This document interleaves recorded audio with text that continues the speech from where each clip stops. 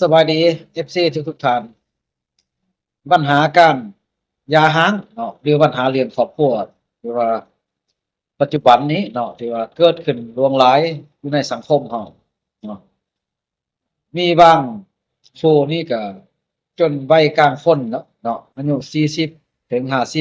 50ก็ยังมีการยาฮ้างก็มีเนาะวัยหนุ่มหญิงสาวก็มีหลวงหลายเนาะ ตามสถิติเนาะที่ว่าคดีเกี่ยวกับการยาค้างนี่ที่ว่าผมเปอร์เซ็นต์ที่ว่าสูงกว่าคดีอื่นเนาะสูงกว่าคดีอื่นโดยเฉพาะผมเคสอยู่ในเมืองเนาะเคสอยู่ในเมืองอยู่เทศบาลอยู่วันที่มีการพัฒนาเศรษฐกิจสังคมขยายตัวสูงถือว่าปัญหาการยาค้างนี่ก็ถือว่าเกิดขึ้นหลายเนาะเกิดขึ้นหลาย ลดลงไปก็เป็นเขตชนบทเขตห่างไกลซอกหลีกก็มีเนาะก็มีอยู่แต่ว่าก็บ่หลากหลายส่ำกับเขตที่มีการพัฒนาสูงเนาะฉะนั้นแล้วในแง่กฎหมายเนาะเกี่ยวกับการหย่าร้างหั้นเนาะก็ได้กำหนดอยู่มีสองประเภทของการหย่าร้างเนาะมี2ประเภทของการหย่าร้างอันที่1เนาะที่ว่ามีการหย่าร้างโดยความสมัครใจเนาะ อันที่2ก็แม่นการหย่าร้างตามคำตัดสินของศาลเนาะหมายความว่าการหย่าร้างด้วยความสมัครใจแม่นอันใดแม่นคู่ผัวเมียตกลงปลงใจกันเนาะเห็นดีสองกรรมสองพายที่ว่าพร้อมกันหย่าร้างเนาะก็ที่ว่าไปเฮ็ดบทบันทึกไปจดทะเบียนแล้วก็มีผลใช้ได้บัดนี้การหย่าร้างเลยคำตัดสินของศาลนั้นหมายความว่า บุคคลใดคนหนึ่งกระทำผิดต่อสายผัวเมียเนาะหรือว่าตกอยู่ใน10เงื่อนไขของการหย่าร้างนั้นอีกฝ่ายหนึ่งบ่อยากร้างและอีกฝ่ายหนึ่งพัดอยากร้างเนาะในห้องขอให้ศาลตัดสินนี่เขาเอิ้นว่าการหย่าร้างหรือคำตัดสินของศาลส่วนรายละเอียดหั้นเนาะการหย่าร้างแต่ละประเภทจะมีแนวไหนเนาะฉะนั้นมาเบิ่งเกี่ยวกับปัญหาการหย่าร้างอันที่1ก่อนเนาะการหย่าร้างด้วยความสมัครใจเนาะที่ว่า ได้กำหนดไว้อยู่ในมาตรา173ของประมวลกฎหมายแพ่งบ่หรือการหย่าร้างด้วยความสมัครใจเนาะหมายความว่าการหย่าร้างด้วยความสมัครใจหั้นเนาะแม่นคู่ผัวเมียที่ว่าบ่มีปัญหาอันนั้นบ่ลงรอยกันว่าซั่นเนาะไม่ได้ว่ายินยอมหย่าร้างกันเนาะยินยอมหย่าร้างกันทั้งสองกรรมสองฝ่ายนั่นแหละที่ว่าอันที่หนึ่งเนาะบ่มีปัญหาหรือว่าบ่มีข้อขัดแย้งเกี่ยวกับการเลี้ยงลูก เนาะหมายความว่าลูกก็ตกลงปลงใจกันถ้าว่ามี2คนก็ปันกันเลี้ยงคนละคนหรือว่ามีคนหนึงก็มอบให้ผู้ใดผู้หนึ่งไปเลี้ยงที่ว่าบ่มีข้อขัดแย้งว่าซะเนาะต่างฝ่ายต่างเต็มใจให้กันเนาะเกี่ยวกับปัญหาลูกนะที่ว่าบ่มีความขัดแย้งเนาะอันที่1ที่ว่าอย่าหาให้ความสมัครใจได้เนาะแล้วก็อันที่2เนาะบ่มีความขัดแย้งเกี่ยวกับปัญหาสินสมทรัพย์เนาะ สิ่งเสริมสร้างหมายความว่าทรัพย์สมบัติเงินคำหรือสิ่งอื่นๆวัตถุอื่นๆเนาะที่ว่าหามาได้ภายหลังที่เป็นผัวเมียกันครับเนาะหามาได้ภายหลังที่เป็นผัวเมียกันจะเป็นรถเป็นเงินเป็นเรือนเป็นบ้านเป็นทรัพย์สาว่าสิ่งอื่นๆก็สร้างเนาะที่ว่าหามาได้หลังจากแต่งดองกันหั่นน่ะหลังจากเป็นผัวเมียกันเนาะเรียกว่าสินสมทรัพย์แล้วก็บ่มีความขัดแย้งกันอีกเนาะมีความพอใจพึงพอใจต่อกับการแบ่งปันครับเนาะ ข้อยเอาพูดหนึ่งเจ้าเอา2พูดหรือว่าคนละพูดเท่าเทียมกันบ่ที่ว่าตกลงปลงใจกันเนาะด้วยความเต็มใจเนาะที่ว่าบ่มีข้อขัดแย้งอันนี้เนาะแล้วก็ปัญหาที่3เนาะแล้วก็บ่มีข้อขัดแย้งเกี่ยวกับหนี้สินบ่มีข้อขัดแย้งเกี่ยวกับหนี้สินหมายความว่าถ้าหากว่าผัวเมียเนาะมีปัญหาหนี้สินเนาะก็ได้ตกลงปลงใจพร้อมกันเคลียร์พร้อมกันใช้แบ่งกันใช้เนาะเออ ที่ว่าบ่มีปัญหาว่าข้อยทีมเจ้าทีมเสื้อข้อยเนาะที่ว่าอันหลักๆ3อันนี้ถ้าว่าบ่มีข้อขัดแย้ง3อันนี้ที่ว่าสามารถหย่าร้างหรือความสมัครใจได้เนาะอันที่1ที่ว่าบ่มีข้อขัดแย้งหรือบ่มีปัญหาเกี่ยวกับการเลี้ยงลูกเนาะปัญหาที่1ปัญหาที่2บ่มีข้อขัดแย้งเกี่ยวกับปัญหาสินสมทรัพย์เนาะที่ว่าแบ่งปันกันด้วยความพอใจทั้งกรรมสองฝ่ายแล้วกันแล้วเนาะแล้วก็อันที่3 บ่มีข้อขัดแย้งเกี่ยวกับหนี้สินเนาะถ้าหากว่ามีหนี้สินว่าซั่นซะเนาะคันว่าบ่มีก็ให้เป็นการดีเนาะคันมีหนี้สินก็พร้อมกันใช้พร้อมกันจ่ายเนาะถือว่าแล้วไปเนาะส่วนว่า เรื่องผลศักดิ์สิทธิ์มันหั่นเนาะการหย่าร้างด้วยความสมัครใจนั่นแหละเนาะหมายความว่าผัวเมียตกลงหย่าร้างกันแล้วแยกกันอยู่แล้วเนาะอำนาจการปกครองบ้านให้บ่บันทึกกันแล้วก็ถือว่ายังบ่มีผลศักดิ์สิทธิ์เทื่อเนาะ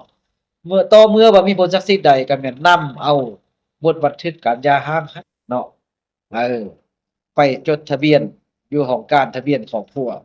เนาะถ้าว่ามื้อใดเจ้าหน้าที่ทะเบียนครอบครัวออกอ่า ใบจดทะเบียนการหย่าร้างให้ที่ว่าผลศักดิ์สิทธิ์ขาดจากการเป็นผัวเมียก็นับแต่มือเจ้าหน้าที่ทะเบียนครอบครัวออกใบหย่าร้างให้ได้เนาะหมายความว่าการหย่าร้างด้วยความสมัครใจแม่นแนวนั้นเนาะแต่ว่าบางคนจะยังบ่เข้าใจว่าอ้าวเริ่มต้นจากไสไปหาไสเนาะหมายความว่าถ้าหากว่าผัวเมียตกลงปลงใจพร้อมใจกันแล้วนั่นเนาะสิร้างกันสิปะกันเนาะเออก็ให้เขียนคำร้องเนาะคำร้องขอหย่าร้างนั่นแหละยื่นต่อ หาอำนาจการปกครองบ้านโดยยืนต่อนายบ้านนั่นแหละเนาะยืนต่อนายบ้านนั่นแหละเออนายบ้านที่บ่อนตัวเองบ้านตัวเองอยู่หั่นแหละเนาะบ้านตัวเองอยู่หั่นแหละเมื่อนายบ้านได้รับคำร้องแล้วนายบ้านก็จะเอิ้นเอาผู้เมียหั้นไปศึกษาอบรมให้คืนดีกันเนาะถ้าหากว่าคืนดีกันทันทีทันใดหั้นก็เป็นการดีถ้าหากว่าทันทีทันใดบ่คืนดีกันเทื่อเนาะนายบ้านก็จะให้เวลาไปค้นคิดคืนดีกันในระยะเวลา3เดือน เนาะ3เดือนจังค่อยกลับมาใหม่เนาะถ้าหากว่าอยู่ในระยะเวลา3เดือนหั้นเนาะหากคืนดีกันเป็นผัวเมียกันคืนดีกันก็ชมเชยนำเนาะก็ลบล้างคำร้องขออย่าร้างกันทิ่มถ้าหากว่าภายใน3เดือนหั้นเนาะหากว่าบ่คืนดีกันเนาะมาในบ้านก็เจิญเอาพ่อแม่เฒ่าแก่2กรรม2พายหั้นแหละมาร่วมให้บทบันทึกเนาะไว้บทบันทึกอย่าร้างให้บทบันทึกแบ่งปันสินสมทรัพย์บทบันทึกการเลี้ยงลูกบทบันทึกการใช้แทนหนี้สินต่างๆเนาะที่ว่าสำเร็จเสร็จสิ้นอยู่คันบ้านเนาะในบ้านก็ยื่นเอาบทบันทึกหั่นเนาะแล้วก็ยื่นเอกสารเกี่ยวข้องกับการหย่าร้างหั่นหาเจ้าหน้าที่ที่เป็นครอบครัวเจ้าหน้าที่ที่เป็นครอบครัวก็อ่าออกใบยังยื่นการหย่าร้างให้เนาะจดทะเบียนการหย่าร้างให้ถือว่ามีผลศักดิ์สิทธิ์สิใช้ได้ตามกฎหมายเนาะถือว่าเป็นอิสระสองกรรมสองฝ่ายนับแต่มื้อนั้นเป็นต้นไปเนาะอ่าแต่ละคนก็สามารถเริ่มต้นใหม่ได้สามารถสร้างครอบครัวใหม่ได้เนาะวันนี้กรณีอันที่2เนาะที่ว่าการหย่าร้างตามคำตัดสินของศาลหั้นเนาะหมายความว่า อ่าคือข้าพเจ้ายกขึ้นเบื้องต้นนั่นแหละเนาะผัวหรือว่าเมียไปกระทำผิดต่อสายผัวเมียได้หนึ่งเนาะแล้วอีกฝ่ายหนึ่งบ่อยากร้างแต่ฝ่ายหนึ่งอยากขอร้างเนาะเออฉะนั้นแล้วอ่ามีฝ่ายหนึ่งต้องเขียนคำร้องไปหาศาลเนาะต้องเขียนคำร้องไปหาศาลเออร้องไปหาศาลศาลคนฟ้องพิจารณาเนาะเออแล้วกรณีอันที่2เนาะถ้าว่าจะห้ามคำตัดสินของศาลท่านต้องบุคคลใดคนหนึ่งกระทำผิด เนาะอยู่ใน10สาเหตุของการหย่าร้างที่ข้าพเจ้าได้เคยเสนอหลายคลิปผ่านมาหั้นเนาะมันมี10สาเหตุของการหย่าร้างเนาะถ้าว่าผู้ใดไปกระทำผิดสาเหตุใดสาเหตุหนึ่งที่ว่านอนอยู่ในสาเหตุของการหย่าร้างหั่นเนาะถือว่าศาลก็สามารถพิจารณาตัดสินได้นับแต่การทำมิจฉาจารไปแล้วเนาะข้าพเจ้าสิรีวิวขึ้นหน่อยนึงเนาะที่ว่า10สาเหตุอันหนึ่งเป็นการทำมิจฉาจารเนาะผัวหรือเมียไปนอกใจกันนั่นแหละไปคบสู้กับชายอื่นหญิงอื่นเนาะ อันที่2ก็การใช้ความรุนแรงการปล่อยด่าการใช้ความหยาบช้าต่อพ่อแม่เฒ่าแก่ของฝ่ายใดฝ่ายหนึ่งหั้นแหละลืมเราเป็นอาจีนดินพนันเป็นอาจีนบ่ซุมว่าซี้เนาะสาเหตุอันที่2สาเหตุอันที่3หนีไปโดยบ่ส่งข่าวมาหาครอบครัวเป็นเวลา3ปียกตัวอย่างว่าฝ่ายใดฝ่ายหนึ่งลักหนีจากครอบครัวไปอยู่บ่อนอื่นเนาะที่ว่าบ่ส่งข่าวแล้วผู้อยู่ทางครอบครัวก็บ่ฮู้เลยว่าผู้เกี่ยวไปอยู่ไสเนาะนี่ก็เป็นสาเหตุอันที่สาเหตุอันที่4ก็การไปบวชเป็นภิกขุสามเณรหรือเป็นแม่ขาวเนาะเกินกว่า3ปีที่ว่าบ่ได้เฮ็ดดีนำกันเนาะฝ่ายใดฝ่ายหนึ่งถ้าว่าเลื่อมใสศรัทธาอันใดเนาะลักหนีไปบวชเนาะอันที่5สาเหตุที่5ก็เป็นผู้หายสาบสูญตามคำตัดสินของศาลเนาะเป็นผู้หายสาบสูญก็หมายความว่ากรณีเข้าร่วมสงครามกรณีเกิดแผ่นดินไหวกรณีน้ำท่วมหรือพายุอื่นๆมาแล้วผู้เกี่ยวก็หายไปเลยเนาะจักเป็นตายหายหนีเลยที่ว่าบ่ฮู้ข่าวเนาะบางเทื่อก็ยังมีชีวิตบางเทื่อก็ตายซึ่งเขาเอิ้นว่าหายสาบสูญ เนาะแล้วก็อันที่6หมายความว่าถึกศาลตัดสินลงโทษได้อิสรภาพแต่5ปีขึ้นไปเนาะผู้ใดไปกระทำผิดเนาะต่อกฎหมายที่ว่าถึกโทษจำคุก5ปีขึ้นเมื่อเนาะก็สิว่าเป็นสาเหตุของการหย่าร้างอันที่7ก็เป็นพยาธิเป็นอันตรายร้ายแรงจนบ่สามารถอยู่ร่วมกันได้เนาะเป็นพยาธิที่ว่าบ่สามารถปิ้นปัวใดหั่นน่ะเนาะสามารถติดแปรใส่คนอื่นเนาะอันที่8ก็เป็นบาเสียจิตบ่อยู่ร่วมกันได้ที่9ก็บ่สามารถร่วมประเวณีกันได้ เนาะอันที่10ก็บ่สามารถดำรงชีวิต ย้อนความบ่ซื่อสัตย์ต่อกันบ่จริงใจกันทรมานจิตใจกันเนาะนี่คือว่า10สาเหตุของการหย่าร้างเนาะถ้าว่านอนอยู่ใน10สาเหตุนี่ศาลก็จะไปพิจารณาตัดสินในการหย่าร้างเนาะแล้วก็ปัญหาที่3ในการคดีหย่าร้างของตัดสินตามคำตัดสินหั้นเนาะหมายความมีข้อขัดแย้งเกี่ยวกับปัญหาลูกปัญหาสินสมทรางและปัญหาหนี้สินแล้วก็ปัญหาอื่นเนาะที่ว่าผัวเมียบ่สามารถตกลงกันได้ผัวเมียบ่สามารถเป็นเอกภาพกันได้ยกตัวอย่างว่าเกี่ยวกับลูกเนาะ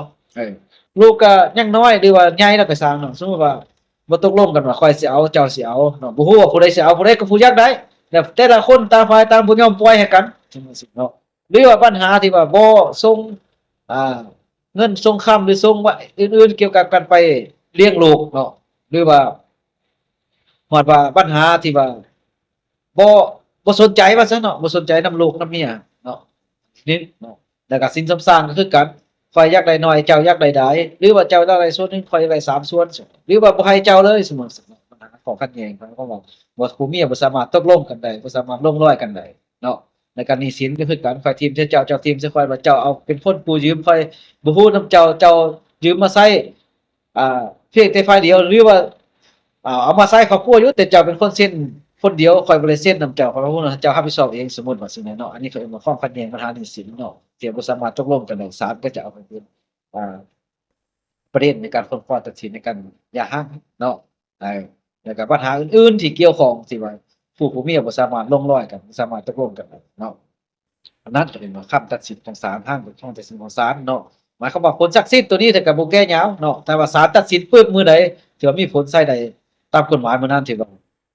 ขาดจากการเป็นผัวเมียของมื้อที่ศาลตัดสินสิใช้ได้อย่างเด็ดขาดนับแต่บัดนั้นเป็นต้นไปเนาะอันนี้ก็คือว่า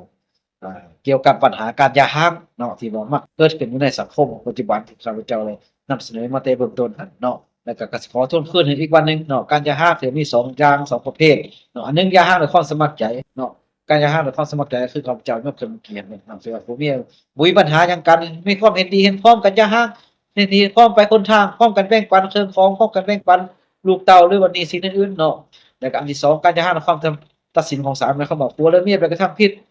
อันใดอันหนึ่งแต่บ่อีกอยากห้ามฝ่ายหนึ่งเนาะฝ่ายหนึ่งจะขออย่าห้ามได้แล้วก็หนี้สินก็บ่ลงรอยกันบ่ตกลงกันได้ลูกก็บ่ตกลงกันได้สินสมทรานก็บ่สามารถแบ่งปันกันได้จึงเฮาขอให้ศาลตัดสินเนาะนี่แหละเกี่ยวกับปัญหาการอย่าห้ามเนาะ